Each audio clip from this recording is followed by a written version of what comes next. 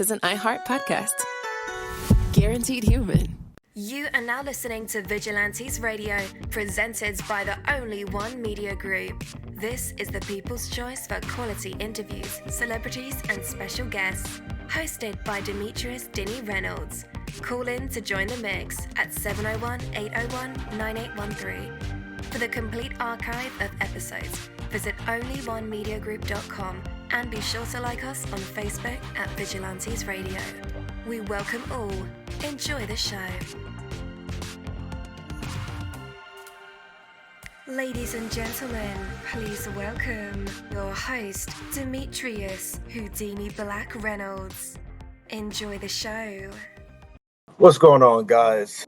Welcome to another incredible episode of Vigilantes Radio Live, right here on iHeart. I am your host, Whodini. We have a very special guest for you guys, and I can't wait to dive deep into this interview. Before I invite my guest on, I do want to say, don't lose sight. This is the frequency of the fearless. You know, there was a time when music wasn't background. You sat, studied the artwork, memorized the lyrics, played entire albums because the experience meant something. Music used to slow people. Now everything fast. There's skip button, algorithm, playlist built for attention spans instead of emotional journey. And somewhere along the way, a lot of people stopped feeling music the way they once did. Well, tonight's guest is pushing against that current, not by bringing attention back into the experience, because art never meant. It was meant to stay with you. This conversation is about nostalgia. It's about creating emotional storytelling and reclaiming the human connection between artist and listener. Because maybe the future of music isn't just innovation. Maybe part of it, remembering what made people fall in love with music in the first place. You're not just for a talk show. This isn't just radio. This is revival for your mind, body. This is Vigilantes Radio Live. My name is Coach Whodini, and change is possible. Are ready. You're listening to the Vigilantes podcast on iHeartRadio. I'm Mo, founder and owner of Noah Guy Heating and Air Conditioning. We're giving away 12 free HVAC systems this year, and if you or someone you know needs one, apply now at noaguyhvac.com. To grow this mission, we're also seeking sponsors and donations. So let's change lives one system at a time. This is Vigilantes Podcast on iHeartRadio. Are you ready? Are you ready?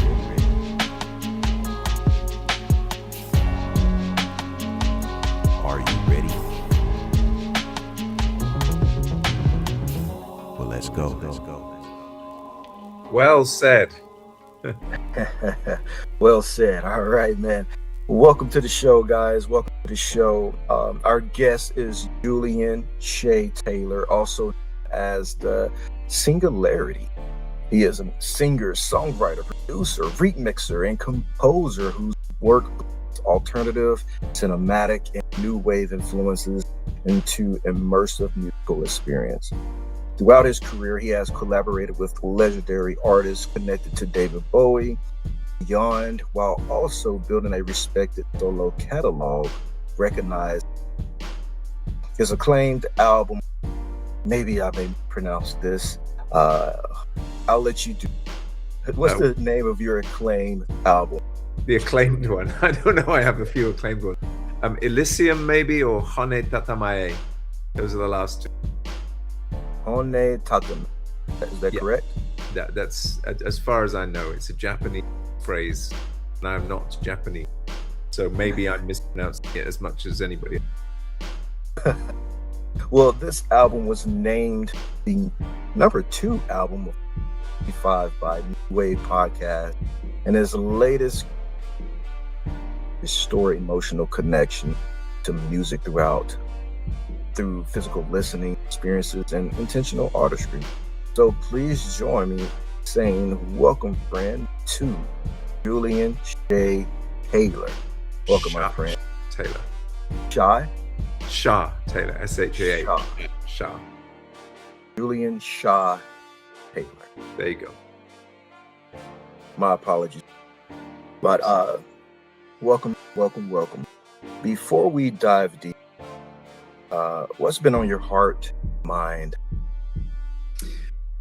Well, I've been working with a great friend and associate, David Chatfield, and we're putting together basically a remix album of my greatest hits coming out, and decided to put an intention behind the release. So the album is called Easy to Love, and it contains pretty much all of my songs which I wrote about love and optimism and forgiveness. That is not the entire of my catalog that does that, but we definitely handpicked this lot because we feel that there is a lot to be sad about in the world currently, and I think that we should lean towards joy and love and spread it amongst each other, amongst our friends, our family. Focus on what's important, which is the here and now, your surrounding. Absolutely. So easy to love, in your perspective, is it easy to love you, or it's easy? I mean, Easy to Love is basically, the song is called Easy, the one single that's the first. It's the new song from the record. The rest of it, and the song is basically about, you could either be looking in the mirror and telling yourself you are easy to love, or you telling everybody else that they are easy, because it is always a choice, right, between either love or fear, as Bill Hicks, and I choose love. I wish everybody else would. But I meant in terms of, do you consider yourself easy to love, or do you find it easy for you to love? Yes. I mean, which one? Both. All right. Everybody has somebody out there that I believe, and if Yeah. they don't, I feel bad for them. That's where you need to search deep and find. I mean, I'm a practitioner of transcendental meditation, Okay. and by any other means, any access to something greater than ourselves, any connection with the cosmic consciousness that flows between all things, that is easy to love. So the song itself reflects not only love of a person, but love of a concept, love of existence, love of humanity, love of life, love of consciousness. Yeah, and you mentioned something. You said forgiveness is a part of the love spectrum, and that's the hard one. Yeah, I was going to say, man, in today's age, we have the thing where it's like, if someone screws you over, do something to you, you have to get revenge, or what we say over here in my CD, get your lick back, like a game of tag. If you hit me, I'm going to chase and hit you back, It's an eye for an eye, isn't it? Code of Hammurabi. Yes. We know old religions have taught that, and then it has transpired in everyday living, even so nowadays. So the forgiveness part, I think, is one of the hardest part, but one of the truest form of what love doesn't hold any record, if I remember correctly. What has been your experience with forgiveness? It's the hardest to do. I've found myself, I mean, the beauty of being a creative or a songwriter, poet, or a writer of some sort, is that you can always write down your emotion, produce work that reflects those emotions without having to enact them in the real world. I've been subject to some pointing experiences quite recently, and betrayal being a big one, quite consistent recently. And of course, I'm quite a self-reflective person, but I also need to feel the emotion and work through it before I learn to give and forward. I think the Buddha said that you always have to feel every emotion, but you always have to observe it rather than act on it, because suffering is the thing we try and avoid. And so I'm very happy to avoid suffering by talking about the emotion, getting it out, and then attaining forgiveness at some point. And I don't think it's easy, and I don't think it's possible to really viscerally feel forgiveness. Intellectually, spiritually feel it, but you'll always carry a little germ of, I don't know whether anger or disappointment or something, unless you're a Buddhist monk who's been meditating on this same subject for 35 years or something. Maybe you can forgive me. I don't know. And you mentioned meditation. What does that look like for you? Well, I do transcendental meditation, which is very famously taken by the Beatles, 1967, with the Maharishi Mahesh Yogi. And it's a certain type of meditation. It does not require any spiritual belief system. It's basically a sort of technology. I describe it as having a screensaver for the mind. Obviously, everybody has this monkey mind which jumps around and goes on to different ideas and, oh, look, a squirrel. And sometimes you really just switch that off. And the usefulness of transcendental meditation, once you switch it off, 20-minute practice every day, twice a day, and you can achieve stillness just for a moment in the day, which then yields answers, results like that. It's very strange. If you have a question that's been bothering you, you think about the question, you try and figure out all the angles. That's a different experience to when you emerge from meditation, the answer fully realized in your head. It's very funny. If you listen to Meditation, Transcendence and Peace, which is a film that David Lynch made, he did a tour. David Lynch, who was a practitioner of transcendental meditation as well, he started a foundation. He did a tour to try and promote it throughout the world. That was actually probably the thing that convinced me to give it a go in the first place, because I'm a huge David Lynch fan as a director. So it's different than a lot of different types of meditation because it involves no concentration. It is an abstraction thought, not a concentration. So I once had a discussion with Moby, the electronic artist, about this, and he likes his mindfulness meditation, though he has tried transcendental. Now, I like mindfulness meditation, but transcendental meditation does the thing I need it to do, which is switch my mind off for a while. I really like it. And I used to try doing that with drugs and drink, and that's not as productive. It takes you down different journey. It takes you deep sometimes. You go down a rabbit hole a lot of times with feelings and emotions. I try what you in the mindfulness meditation, because I, like you mentioned, the monkey brain, I tend to have that. I say, oh, look, a squirrel. But for me, it's thinking about the past, kind of hurt, or kind of betray, or go my way. And I have to snap at hey, focus, great.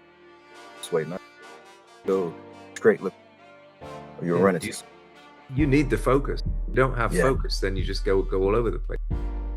Yeah. And I'm such a huge thinker, man, that I could dive really into my thoughts and go to different places that I shouldn't go. But yeah, I may try it with the meditation just to see if it works for me.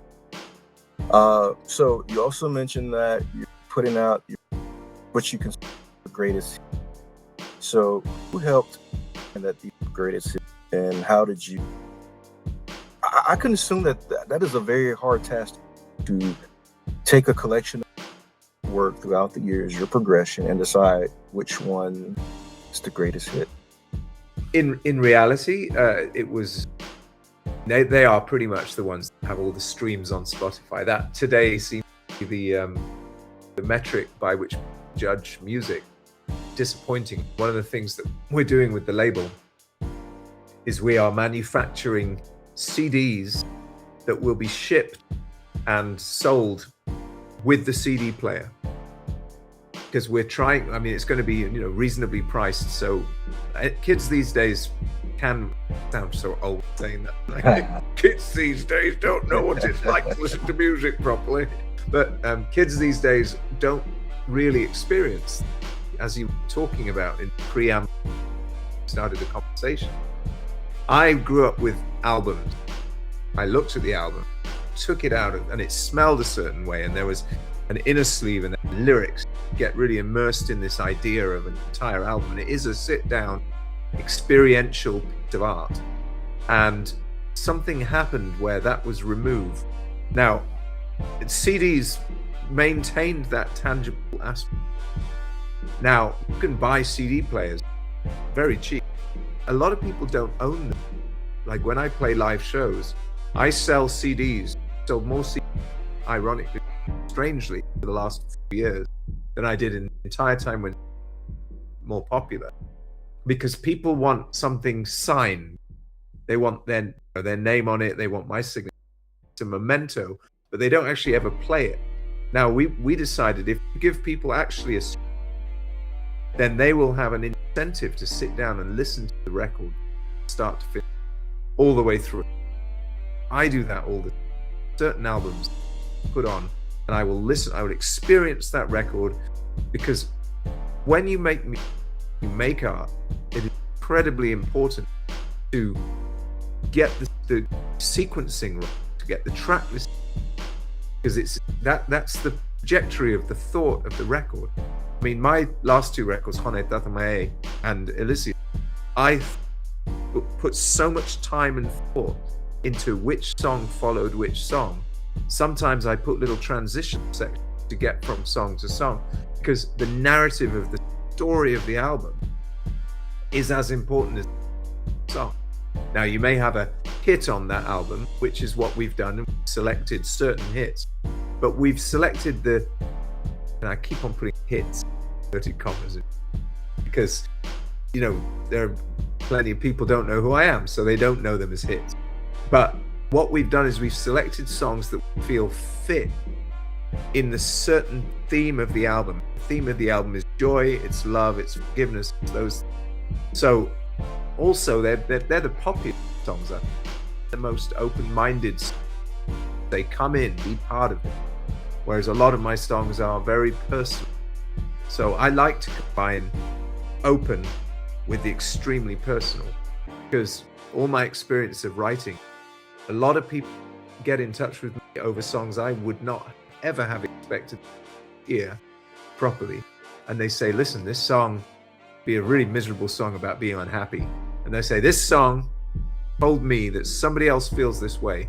It made me feel better about feeling this. I've had several people tell me, oh, this song, your song stopped me from considering suicide, which that's a burden here, because obviously nobody wants to hear that somebody is going there. But the fact that they'd listen to this song and it would help them. And those are the very personal, strangely, not the big hits, personal, because they talk about very nuanced, emotional matters. And so the hits album, this is more about trying to reach more people. It's more about trying to bring people together. It's more about putting love out. It's not about my petty gripes. Yeah.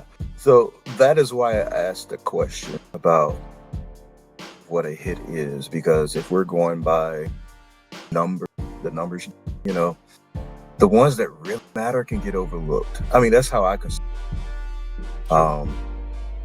experience. Sometimes I'm going through something, I hear just one line or one melody, that's the sweet spot. Hey, I know this song is not the soundtrack of what I'm going through right now. And that's what I would, because it touches a spot in my heart or in my brain or in my soul that says, this is what you need to hear at the time. I mean, I mean, that's the thing with albums. You listen to the album, you buy the album because you hear the hit, right? You know, I'm a big Cure fan. And when the album Disintegration came out, which I was already a big fan, so I'm going to buy the album, but the big hits were Love Song and Lullaby, these songs, and I end up skipping those because it's the deep cuts. It's the ones that really, as you say, they touch you emotionally. It feels like you're being understood by the artist, that they are narrating your story, they're narrating the nuance of your emotional life in the same way, so you feel part of it. And I'm so grateful to people like David Bowie and Kate Bush, to Robert Smith from The Cure for writing how I felt when I was not able to express it myself.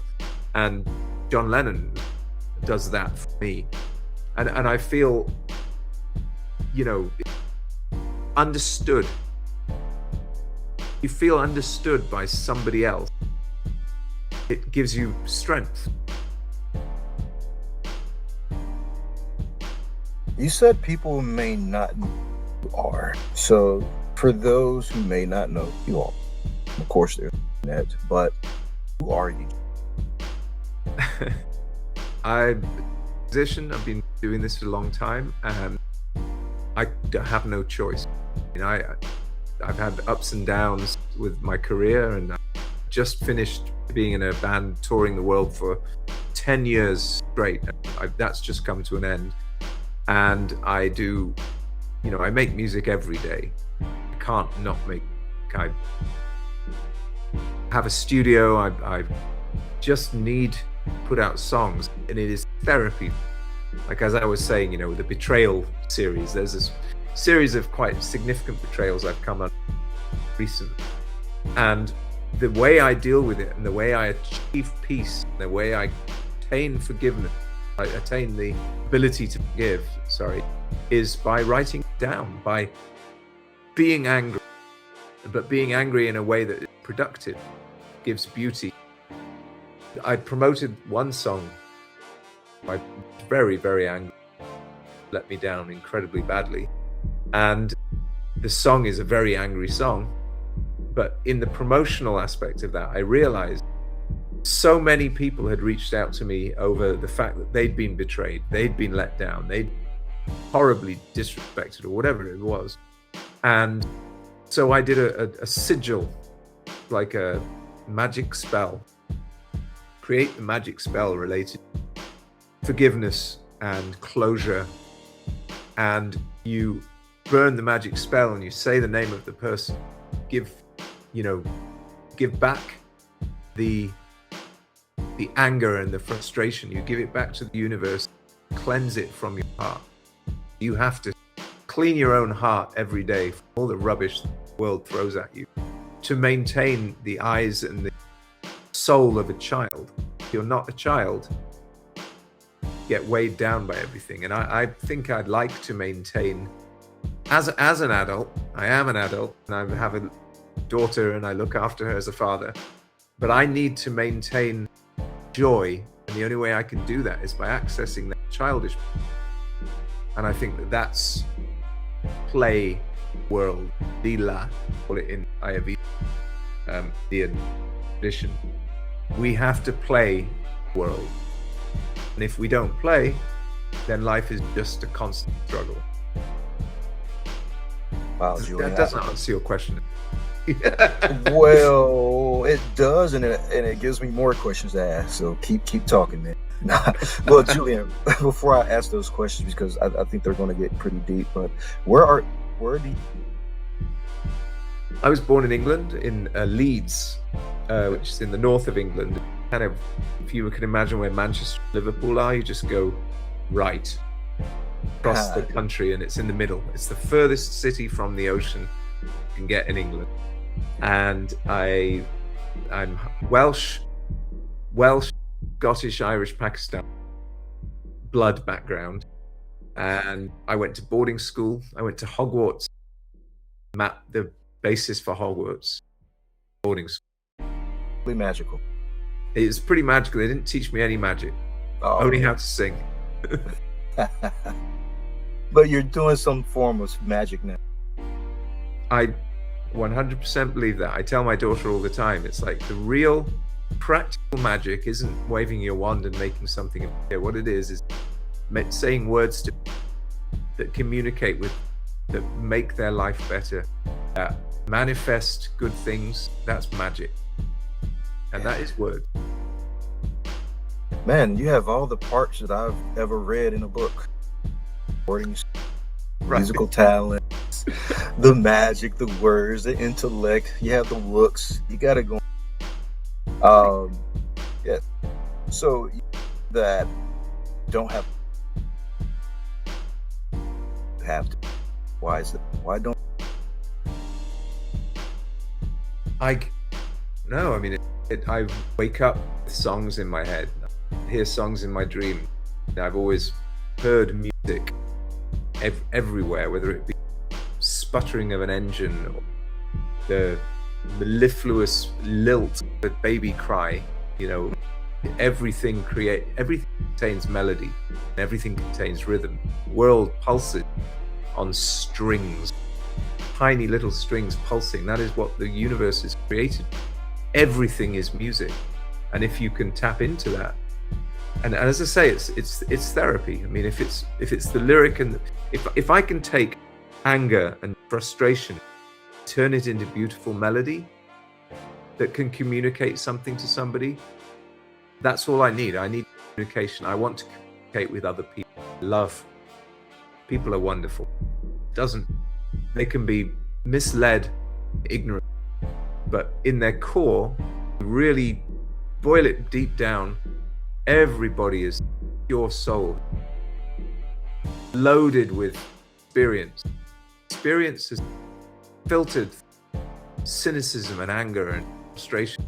Then that person can become bitter. That's why some people are bad people, and I don't think anybody's a person, but that's why they become that way. Is experience, bitch. Sometimes it can destroy you and ruin you. And I've had a very charmed life, but I've also had so many negative experiences, killing themselves left, right, and surrounding me, disappointment, time, and all these things. But I hope that I will maintain this. My head up high, which is quotation from a song, and just to be, the world is beautiful, the universe sings, and if you can experience and accept that, then life can be beautiful for anybody. If you wish to maintain your pain body as a Catholic, or that's you, and that's fine, and I can't say anything about that, but I wish people wouldn't, because we can all connect if we really want. You mentioned people coming up to you that and this is not verbatim, but that you saved their life. A certain lyric helped them not off. Right. Do you feel some sense of responsibility for others' emotion in your music? No, not really. I mean, that's hard, isn't it? Because George Harrison felt obviously Charlie Manson interpreted the Beatles' White Album as an encouragement to rise up against the piggies charge. He misinterpreted that. I think maybe made some anti-Semitic interpretations of that. And of course, George Harrison was just writing a silly song.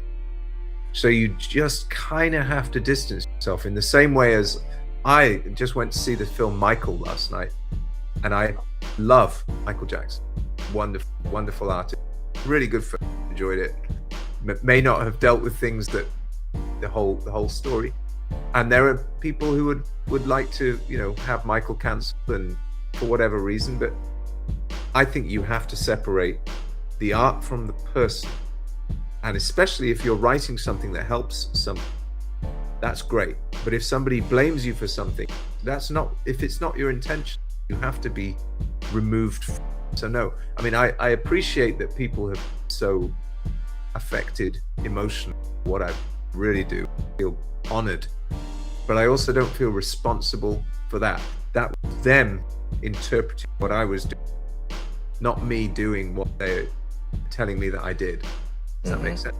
It does. And that's truly sad when you are enemy of the state. I'm not going to dive too that.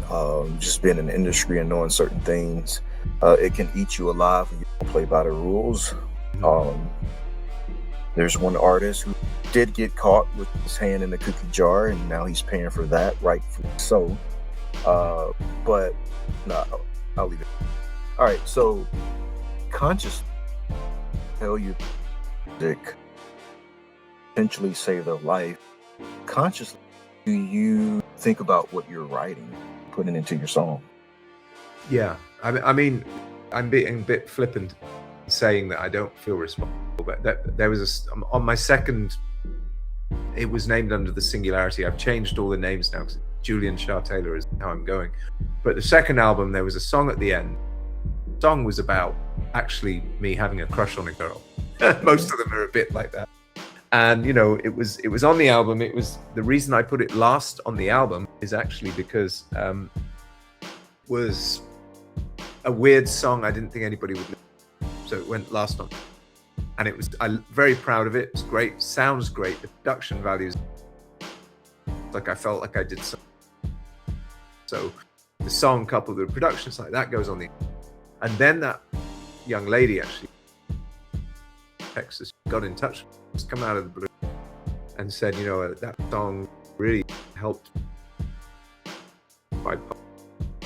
So she was in one of the downward spirals and listened to that song, and it's about hurricanes and earthquakes, because true story, but it's about hurricanes and earthquakes.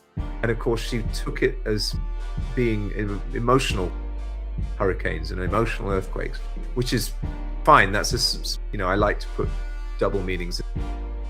So after she told me that I saved her life, I don't think real possibility. But after that, the next album, I did make sure that I sort of slanted anything I was writing towards the lighter. What I've done in my life is I have written songs that have told my future. This is very self-examining, very solipsistic. I have told my future songs. Suddenly, I realized I wrote this exact scenario and story 5 years ago. Didn't mean anything then, but now I've just ran straight into the wall that I built for myself. Wow. In this song. Yeah. So I'm making it sure now. I mean, the last album is Hone Tata Mae album, Wave podcast. Great record, but it's a really down record. It's bleak. At the end of a relationship, a lot of the songs are about failure and disappointment and upset. And the last song on that album is called Lights Out, which is about the ecological death of the world. So it's a dark album. It isn't fun. And I'm realizing now that I want to manifest good things. Manifest is hippie ideal, or it's not even a hippie, to sort of, read The Secret, stuff like that. It is real and it happens. And I don't want to manifest negative, horrible myself. Certainly not now. I want to push that up. I want to go towards the light, or what they say. So I am very, very conscious about what I'm writing and how it affects me, and to a degree how it affects other people. I want elevated, brought low by what I do. Yeah, man. And I could totally agree. Some would say that manifestation is a hippie or new age idea. To me, man, you are what you say you are. It's like you are what you... and for the record, you want to hide a record, you have to prove or hide it in a ballad. Like first and last record, I'm going to how the record begins and how it ends. But if you want to hide a song from me, you have to put in a ballad. Okay. Ballads put me to sleep. I'm just I love my ballads. yeah. That's why I said I'm just kidding. I know you ballad. And also I buy two. One to listen, one to go on my show. Yeah. I'll send you my PayPal link. All right, do that. I'll support it. But Now, if the shipping is outrageous because I'm in the States, I'll just donate. How about that? You can give it away. That stuff is. I'm in the States, but okay, that stuff's crazy. I've been shipping CDs for a while, and I'd much rather do it hand to hand. Shipping costs more than the CD costs to make. Dude, it doubled in the last 2 years. Crazy. Yeah, insane. I think they took advantage of COVID with the price. I think what happened in COVID is that a lot of money got distributed because everybody got their payouts, handouts, stuff like that, and so a lot of money that was earmarked for wealthy went back to the poor. So now they're angry about it. They're trying to siphon it all back again. Know how that goes. I know it's cycle. Always. Yeah. Now all the gas prices, airfare prices, it's hard to be a touring musician. So I just want to make music. I want to do what we're doing, and I want to turn people one by one degree more loving. All I want to do that 100. That's way beneath my ambition, but if I can do that, I'll be happy. For listeners discovering for the very first time, how would you describe your sound in art? Well, throughout my career, I've been in darker areas.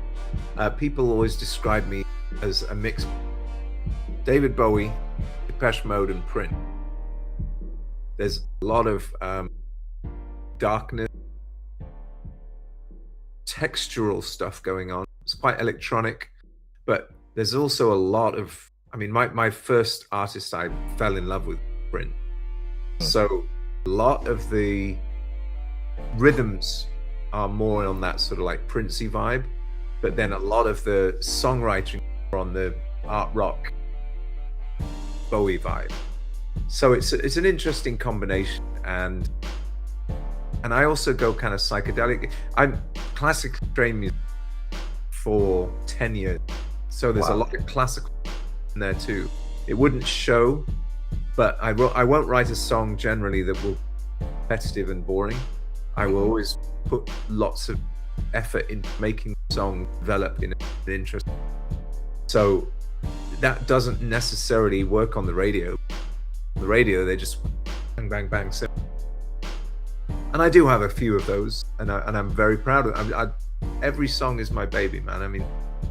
I put a lot of time and love, effort into every song, lyrically, production-wise, instrumentally. I play all the instruments myself, except when I have special guests.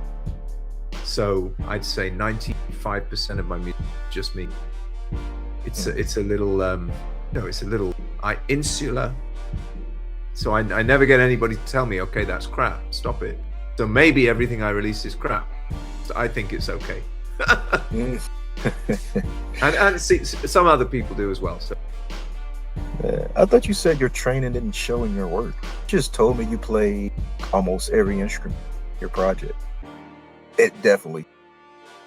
Well, what I mean is it's not classic. It doesn't follow classical thing like that. Like it's chromatic scales and things of that nature. There's a lot of interesting chord changes, things like that. But I would say that's more comes from Bowie than classical. Classical music has rules, and I certainly break all of them. I think you're being very modest about it. I've heard some of the records, man. I don't think very many people that know me would. But thank you. Nah. First impressions. So, what inspired this new album, Emotion? The greatest hits one, or the last? The last one was Failure and Misery and Breakup of a Relationship. This new one is Joy, Heading Towards the Light, but it is a remake of all the songs. I do have another album, it's in the barrel, so done, which is very personal, and it's there's no synths. For some weird reason, I've known synths and keyboard stuff, and I'm not a synth guy necessarily. I'm more a guitar player, and I enjoy writing songs. Like, I write songs on an acoustic guitar, and I develop them like that, and on the piano and develop them like that. And so this next album, after the greatest hits one, which is called Easy to Love, the next one is called Hiraeth. That's a Welsh word which means a yearning for a place or a time that may never have existed. Because a lot of it's about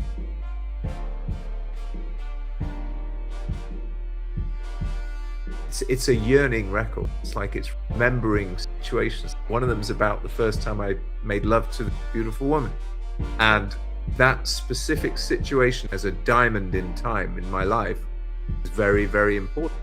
And I wrote about it exactly, and the song came out beautifully. And I never released it because I didn't get married to her. I got married to somebody else who liked that song coming in at that time, so it got shelved. But it's great. So now it's coming out because enough. So this is kind of a collection of songs that didn't fit other albums. There are only a couple of new, but they're really good songs, but they're songwriters. So I'm more about the hyper personal, the capsulating moment in time, and it's mostly about girls. That's my big week. Girls. Through my life, girls is my big week. When I stopped drugs, and they're not my weakness. Still girls. And I have a daughter, so it's like, I'm in trouble. Yeah, man. I think girls are a lot of our weaknesses. Yeah. I just left Houston just yesterday. I was like, oh man, I cannot move it. I would be in trouble. Yeah, I love you. I love you for the nightlife. Wow, it's a vast. It is. It's much so like Hollywood. Well, no, Hollywood's a different story. I go on and on about Hollywood, but anyhow, what do you hope you'll have to listen to the album from beginning to? I hope that they feel, as I say, it's joy, it's connection. I want people to connect. Always. I always want, I crave those connections. People who tell me this really helped. I crave it. Wonderful when that happens. But it's also daunting. So, but I really hope that this album, Easy to Love, I think the song Easy, I hope understand it, because it's an easy song to sing, earworm, and it's kind of annoyingly earworm, but the message inside is one of acceptance and peace. Love your neighbor and love yourself and forgive the bad things. Be fully present in who you are and what the universe is providing. And that's what I really, really want from this next album. There's a song called Perfect on it. It's about being perfectly in love with the exact right person. It's a song Living in a Dream, which is, we can create the reality we wish to spend our life in. We just need to choose to bend the arc of history towards the light. And that means our history. It means civilizational. And if we allow ourselves to fall into those sort of negative holes, then that's kind of our fault. We really need to elevate ourselves. And I think that's what I want people to understand. It's like you have power and the energy and love inside yourself to do anything you can. It is within the breath that we breathe. It is within the connections we make. And choose love. That's all I want. I want people to hear what I do. Choose love for themselves, other people, accept it. That's something I really hope that I'm putting out there. Yeah, absolutely. Julian, do you have a favorite track on the album personally? This new one, the Greatest Hits one? Mm-hmm. Easy. By very, very much. It's, to say it, it's this very spiritual song. It's a Trojan horse of a song. It's an earworm. It has a really deep message. You can hear the message. Some people won't hear it. Some people hear the melody and sing along, and it's fine. But if they sit and listen to the lyric, they might understand what it's. What does it do? It makes me remember what I'm saying to you. Love. Love, love, love. I feel like a real hippie, and normally I don't speak like this. You're doing great, man. And you're dropping some real jewels. I have some things to go back and listen to because, you know, your perspective, experience in life, mind opening, and soaking up things. Like, I have a million questions, but I know I can't get to them all just based on what you're telling me. And I know I'm supposed to some kind of script, but you're just such an interesting artist. You're not allowing me to do that. I'm sorry. Oh, wait, I don't mind. Whatever works. It always happens. It always happens. Okay, I love that. And you know, you mentioned earlier that you were giving away portable player with the album, and this feels like a make feel personal. What do you think people have lost the streaming short song era that we are in? I mean, it's interesting. I mean, when Bohemian Rhapsody came out, for example, I mean, Bohemian Rhapsody isn't even that long, but it feels like a meal, right? And when you listen to your 15-second TikTok sound, it feels like a blip. It feels like something that's really, it is losing any meaning behind music. And music is the one universal art form. And obviously there's sculpture and there's dance, but music is something that is in every culture in the world, and music connects. If you can sing a simple melody, you can join with an entire community of people. And you know, I love seeing that. In Wales they have a lot of this, you know, where Ireland, you're in the pub and everybody's singing along to songs. In, you know, in all different cultures around the world, music is a connector. And now music just seems to be atomized into tiny little fragments. Now, if you can sit down and watch a movie, then you can sit down and listen to an album. And you can listen to an album because it engages your imagination. You don't watch the, you listen to it. Engage your imagination. Communicate something much deeper than simple poetry because it's set to sound. So I think that because we're giving away these CD players, hopefully people will sit with it and say it will be a curiosity, it'll be a novelty, and they'll go, oh wow, this is cool, and they'll sit and they'll listen to the whole thing, and they'll get the sequencing. Sequencing will be a big part of when we finish off the album. There's 10 songs on it, probably 2 extra tracks will only be available. And you know, it may be it may be very expensive for us to do this. I mean, it might not make us any money, but we'd rather have people investing time in something that's beautiful. I mean, I genuinely, like, I want people to get the experience of my art and the intention behind it, which is love, acceptance, and I want them to sit down and absorb that. for themselves as much as for everybody else they meet.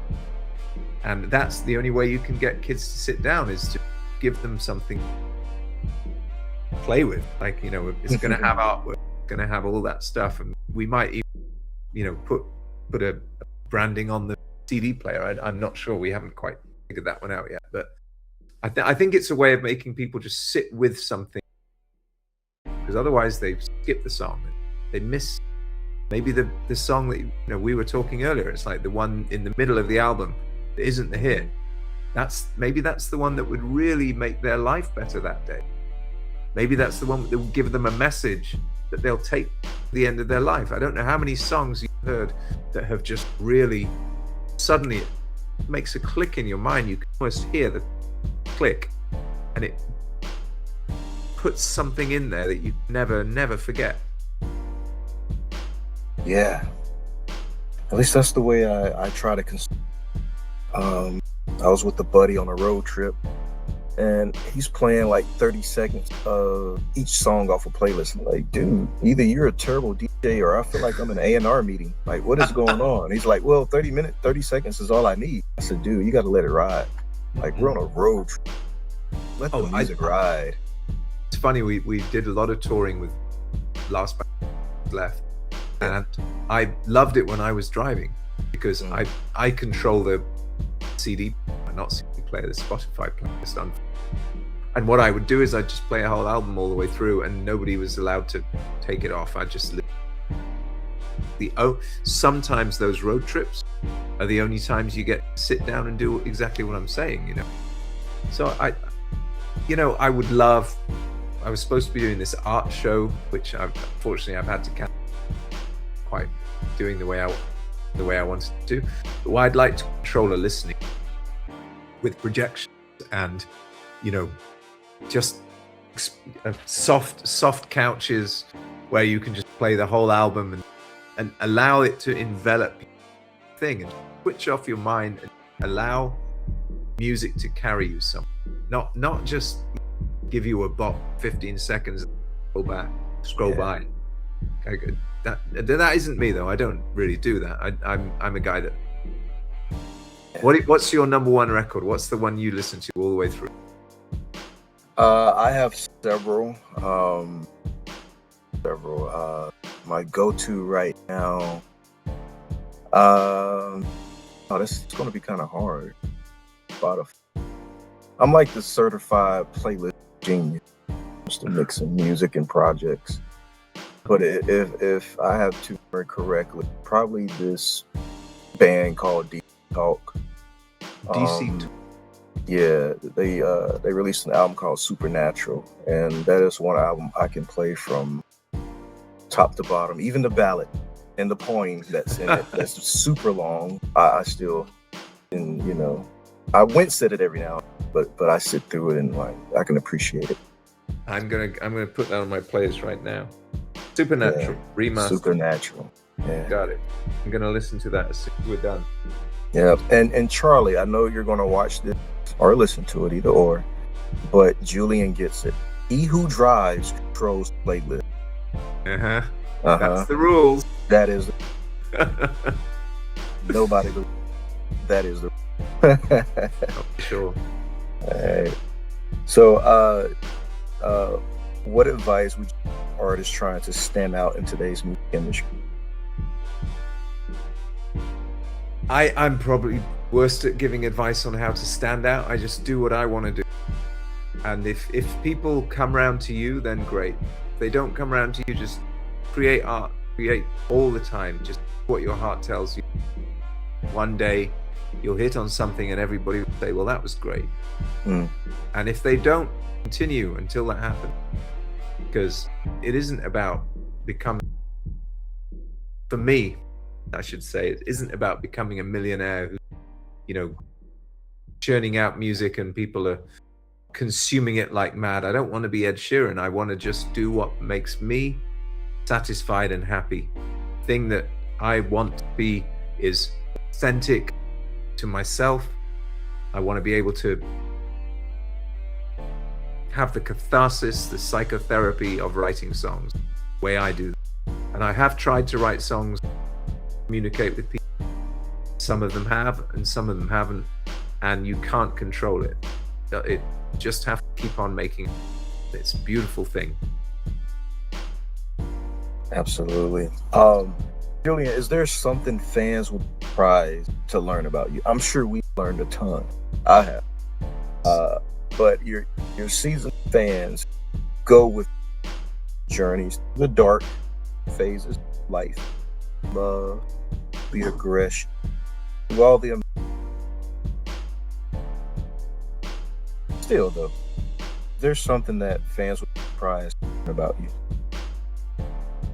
It's an interesting question. I found something I'm speechless for. I don't really know. I'm a huge Norah Jones fan. That's my guilty pleasure artist. That's a bit on the nose because music artist. And I really like peace in it. I don't know. You stumped me. I got nothing for you. Sorry. Oh, good. Let's see if I can put out I'm going to conjure up my inner Oprah, Dr. and see if I can bring that. No, but music consumption, we know it's different, incredibly. Not for me. Do you think people still truly listen? Is it evident? I think it's funny actually. I've met, and I do a David Bowie tribute show now and then where I play David Bowie songs, dress like him and do that stuff. And I've met kids who are really, really, really, really into through those shows, who then become big fans of mine too. It's great. And yeah, they do. They are as invested as I ever was, but they're just a bit few and farther and fewer between, if that makes sense. I just don't think there are as many of them as there used to be, because now everybody can access music anywhere they go, and I think that's the problem. It's not even iPods anymore. iPods kind of started the erosion of that process. Now it's Spotify. Now you can just be on your phone and you can be walking around and it's in the background listening to this thing.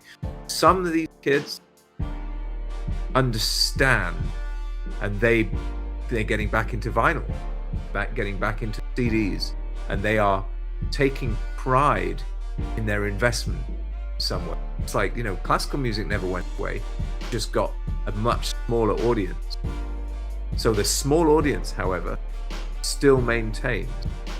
So I think there will come a time where it will tip back the other way. I think there will come a time when TikTok is no longer the primary consumption. These things they all go in cycles. So I'm not really disenchanted by the whole process. I just think we just have to weather it out. It's like the whole arc of civilization, big wheel, and each time we're at the top of the wheel, we go, this is it. This is what life is like now. Everybody's going to be great and be happy. Everybody's going to be accepting. And then that's not so. It always goes to the point where oh no, everything's going wrong and the world's going to explode. And then no, it isn't going to go back again. We're just going to witness it. And you and I, in our lifetime, will witness it 3 times maybe if we're lucky. And we'll say, I remember when I was your age. It seems like every form of medium of music has changed in some form of fashion at the time. When I was on what they call a data disc, it was sort of a vinyl record. Oh man, going back, it's terrible. Anyhow, survived the MySpace.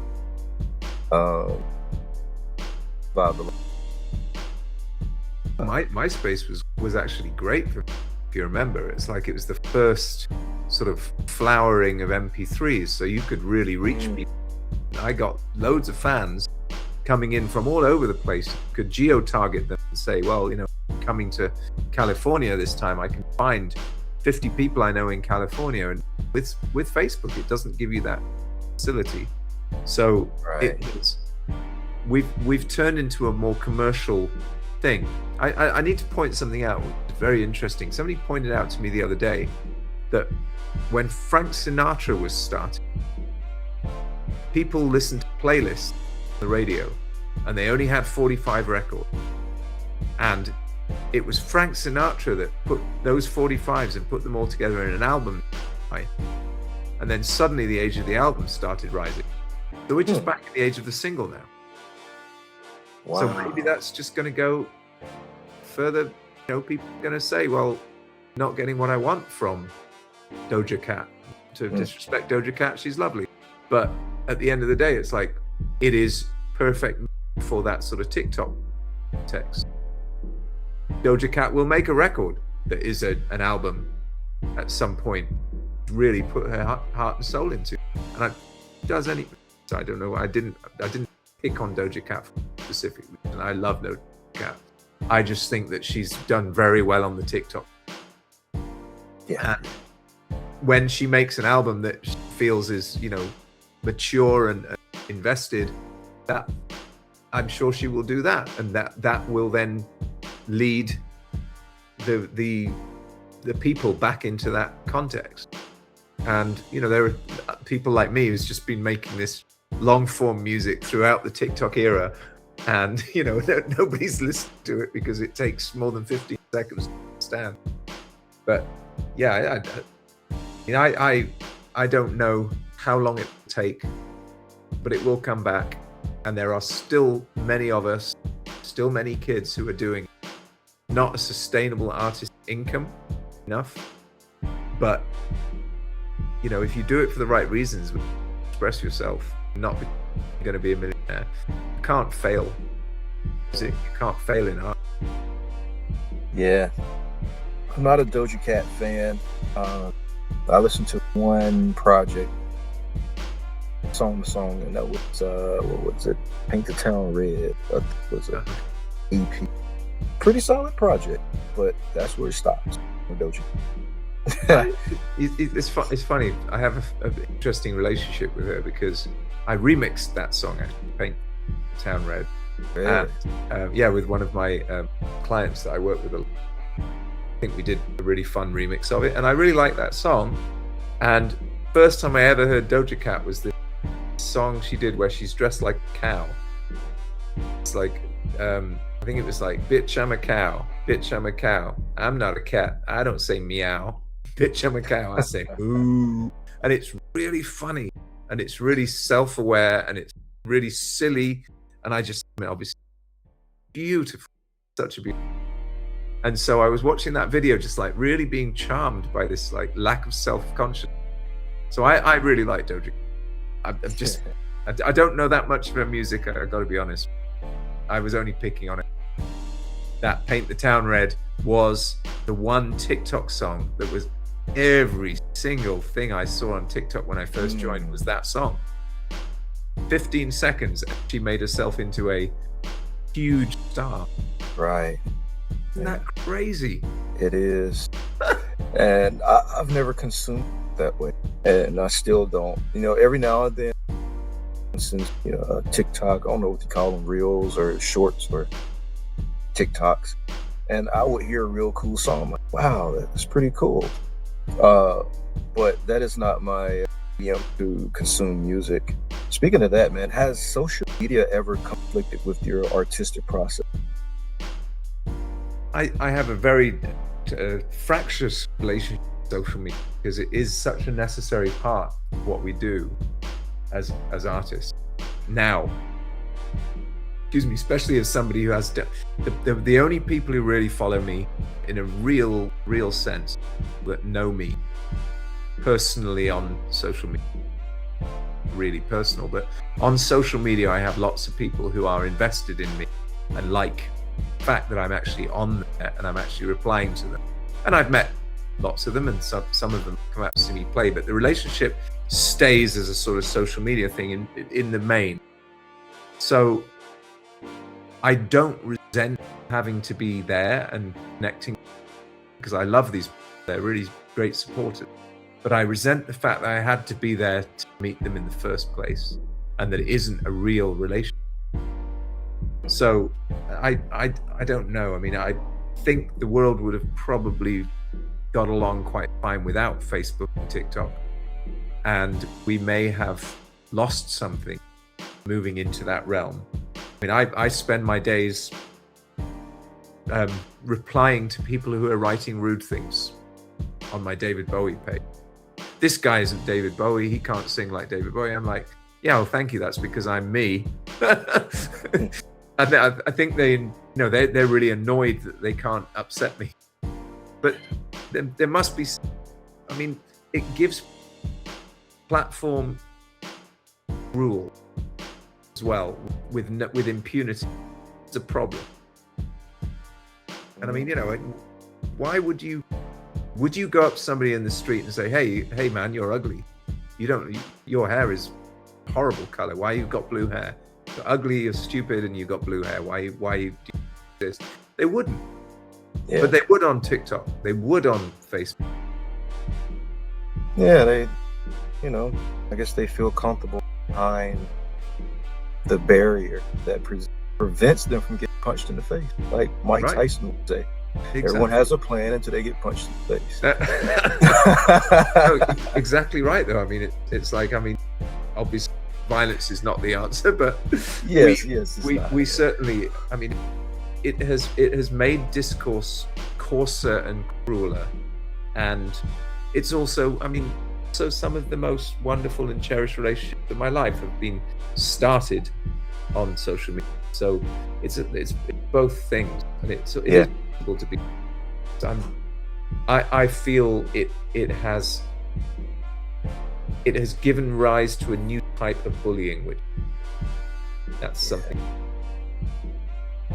Now, I don't condone violence, and I wouldn't go around punching people in the face. I know, but it just gives a sense that people have some form of like, all right, I'm safe. I can say whatever I want to anybody in the world and not face any kind of consequences. Of course, unless it's a racist remark or some kind of bigotry or some kind of you're not supposed to cross the line on when it comes to verbal guidelines. But they have some very strange rules on Meta, certainly. I mean, I had something where I was blocked from doing things for a month.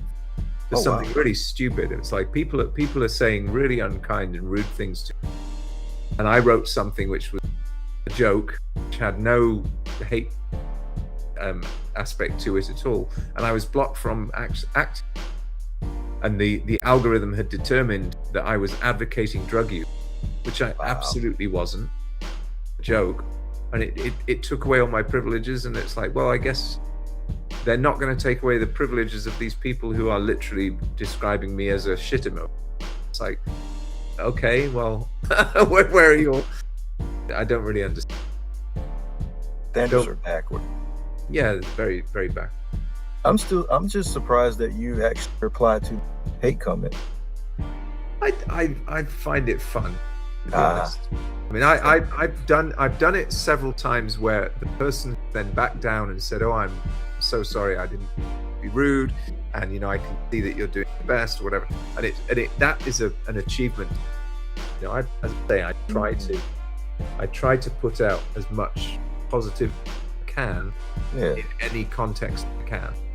If I can do something to somebody and make them sort of reconsider, there's a person, and unfortunately for them, there's a person here who's got their shit together and can make you look silly if they really want. So, but I would never do that. It's pointless doing that. But it helps for them to just sort of, if you're screaming rude things at somebody and they're not reacting, you can be a bit self-reflective on the reason why you're screaming rude things at them, I hope.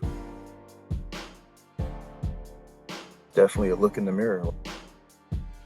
Like, oh, wow. I mean, I think they can sense themselves being a jerk in that moment. I hope so. Yeah. I think it's the dad in me. I whenever my daughter is you know, she gets really wound up by somebody at school, I just tell her to slow down and just, you know, just realize that it's not personal and just chill and go with the flow. Like, I think the meditation, transcendental meditation, I haven't mentioned it for half hour. Yeah. All right. Well, listeners and watchers, something I want to do. I have a video called Stay by David covered. Get this right. Shy. You got it. Perfect. Got it. All right. We'll be right back. Stay tuned.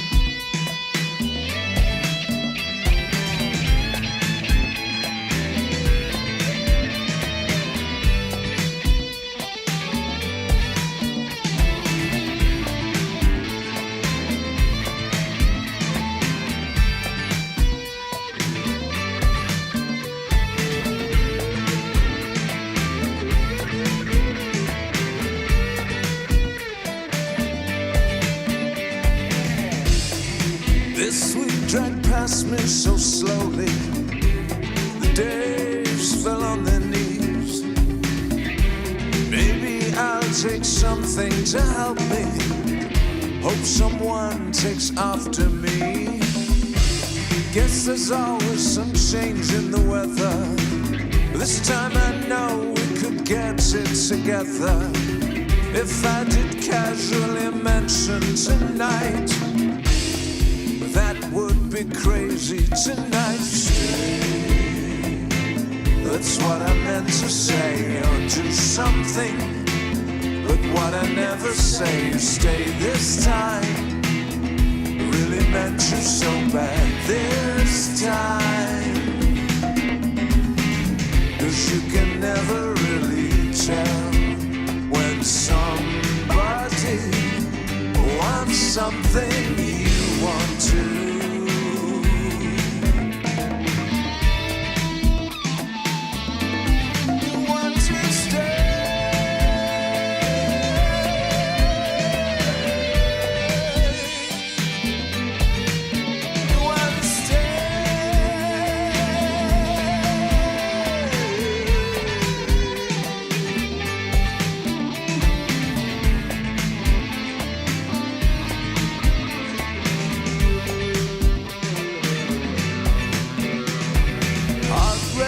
Heartbreaker, make me delight. Life is so vague when it brings someone new. This time tomorrow I'll know what to do. I know it's happened to you. Stay. That's what I meant to say. Or do something, but what I never say is stay this time. I really meant you so bad this time. 'Cause you can never really tell when somebody wants something to stay. That's what I meant to say. Or do something, but what I never say is stay this time. I really meant you so bad this time. 'Cause you can never really tell when somebody wants something you want to.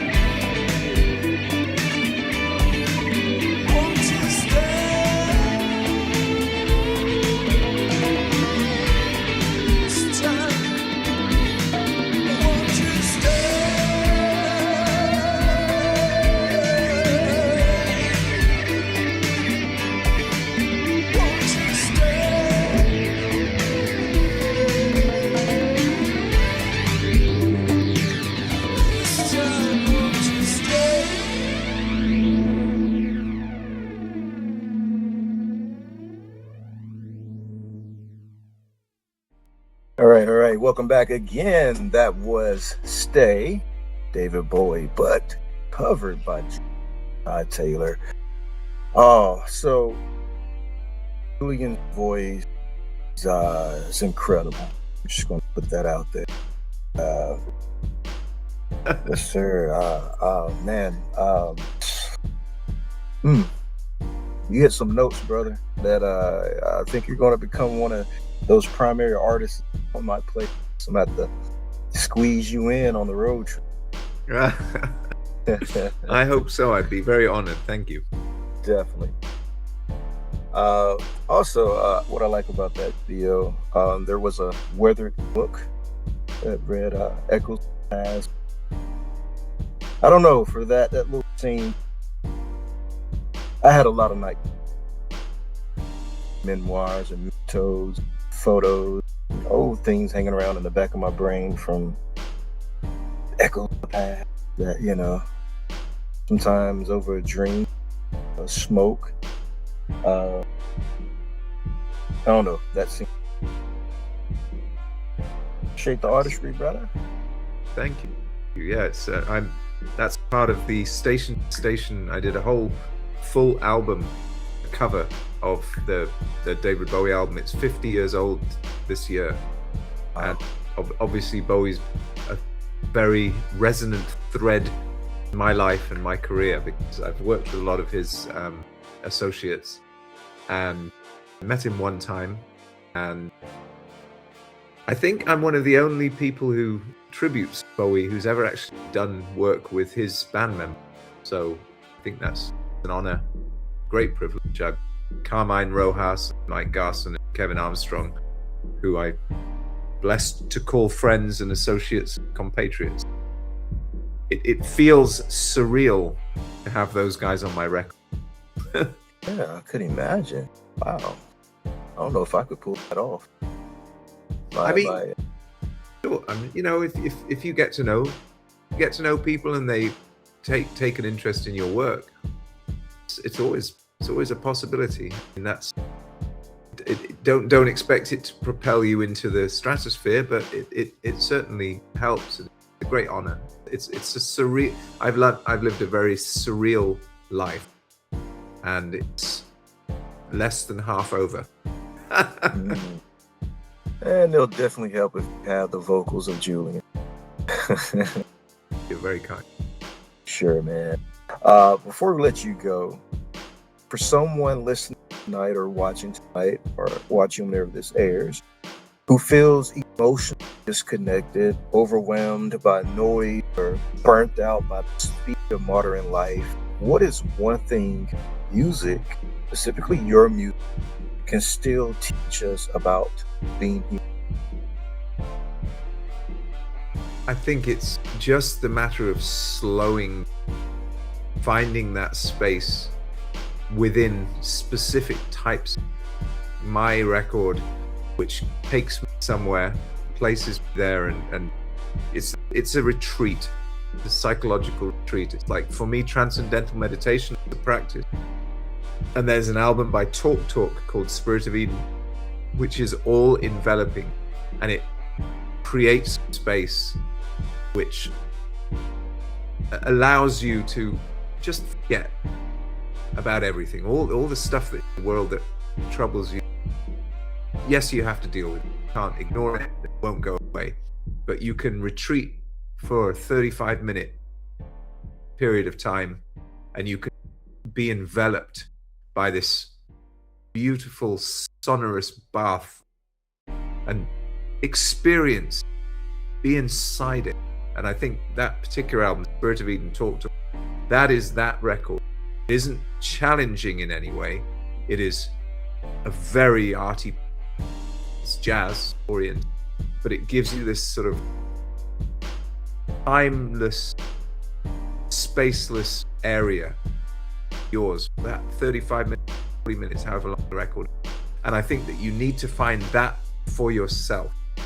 Like, that is what, it's a refuge from the, that is what some music, whether it be, you know, Beethoven's Pastoral Symphony, another piece is absolutely gorgeous. Debussy's Clair de Lune. Like, there are certain things, if you can retreat and allow that to inhabit you, people move very fast. Life is very fast, rushes by you. Now, I think most people need to understand that, get a grip on everything, slow down, allow yourself to slow down. Some people smoke weed to do it. Whatever does it for you. For me, it's listening to a record that has peace, that has slowness, because that's what we slowness. Things going at a million miles. Absolutely. Where can our listeners connect with you on the internet and check out more? JulianShah-TaylerMusic.com. Taylor with an E. There's a lot of stuff there. And obviously I have YouTube, I have Facebook, I have TikTok, I have Instagram, I have all the things. I'll send you my link tree so you can put it in comments, whatever you like. And, you know, as I say, I love connection. I want to reach out and, you know, talk to me or send me messages or whatever. I'm very happy to do that. I spend a lot of my time replying to people's messages. Lovely. And listeners and watchers, just in case you need those links, and I know you will, I will have them in the description of this episode and in the show notes, and also in a comment like you suggested. So it'll be easy for you to find him. I have the website, I have Instagram, the Facebook, the SoundCloud, everything to become fans. Or if you just want to leave a message for him, and I'm sure he will answer you back, as he said he does periodically. You just want to catch his, say something, you know, and I'm sure he'll reply back. So always tonight, happy. Yeah. So tonight's conversation reminded us that, you know, music never supposed to be disposable. It was supposed to move us, stay with us, become part of our. And Julian isn't just music; he's creating experiences that ask, slow down. He said, to reconnect emotionally, remember what it feels like to listen. So make sure you check out the new album, support the music. I think that the music should feel personal in movement and experienced project meant to be heard. If you're like me, buy two, one for listening and one for just put on your shelf, a trophy for it. Because isn't radio. I mean, this isn't just radio. This is revival. Thank you so much. Thank you so much for having me on. It's been a real pleasure. Absolutely. Take care. Peace to all. My name is Whodini, and I am the host of Vigilantes Radio Live. I think that we are beyond just asking cool questions and getting cool responses. I think that we are here as creatives to provide an example that you can do things different outside of expectations, because some of us simply were not born into the club, but there is perhaps a door, window, or back gate that we can leave a clue for you to get into. Life is short, but there are plenty of moments to try and get it right. Pursuing your dreams and learning from mistakes may be tough, but regret is tougher. To book your interview, email us at vradio@onlyonemediagroup.com.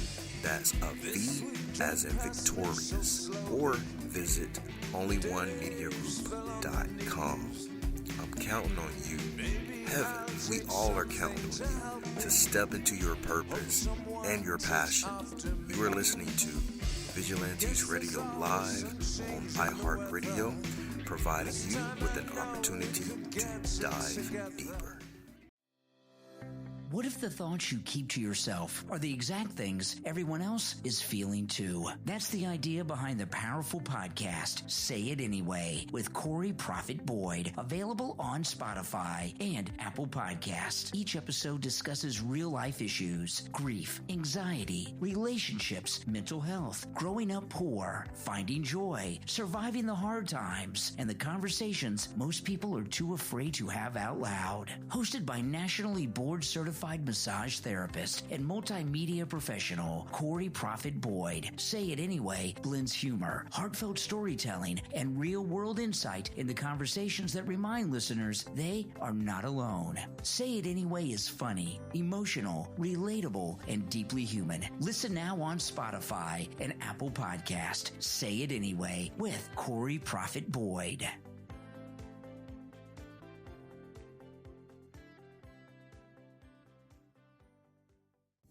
You are now listening to Vigilantes Radio, the people's choice for quality interviews, art, music, and hot topics. Hosted by Demetrius Whodini Blak Reynolds. All episodes of this podcast are available for free download at www.onlyonemediagroup.com.